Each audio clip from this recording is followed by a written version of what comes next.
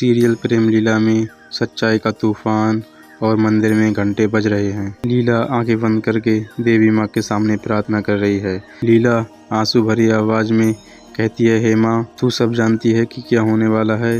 उसका तू ही सहारा बन और तू ही मुझे इस परेशानी से अब निकाल। पूरा परिवार ड्राइंग रूम में इकट्ठा होता है। सबके चेहरे पर तनाव साफ साफ दिखता है। तभी ऐश्वर्या कमरे में आती है। उसकी आंखें सूजी हुई हैं और वो अपने पेट को थामे हुए है और वो कहती है कि ये बच्चा अंशुमन का नहीं है।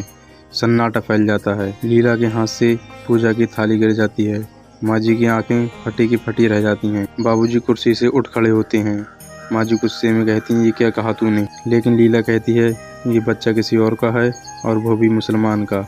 इतने में अंशुमन छल्लाते हुए कहने लगता है कि झूठ बोल रही है मुझे फंसाने के लिए। इतने में बाबूजी कहते हैं, चुप रहो, सच सबके सामने आने दो। हमने तुम्हें बेटा माना और तुमने तो सबको बदनाम ही करके रख दिया। तभी ऐश्वर्या लीला के पास फ़ोन करती है और रोते हुए कहती है कि जल्दी घर आ जाओ, मुझे बहुत दर्द हो रहा है। लीला मंदिर की चुंदरी उठाती है और वहाँ से दौड़े दौड़े उसके घर चली जाती है। ऐश्वर्या की हालत नाजुक है।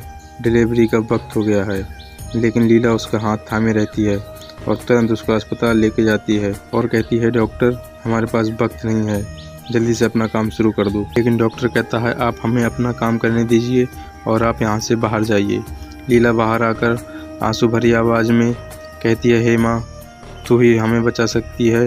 लीला रो रो के प्रार्थना करने लगती है और कहती है, हे माँ, ये बच्चा तेरी ही देन है, तू ही अब कोई चमत्कार कर। अभी एकदम अचानक देखते हैं कि ये करिश्मा होता है कि बच्चा किलकाली भरने लगता है। अभी डॉक्टर एकदम चक्कर में पड़ जाते हैं कि ये करिश्मा हुआ तो हुआ कैसे। एकदम डॉक्टर कहता है कि ये तो बिल्कुल चमत्कार हो गया।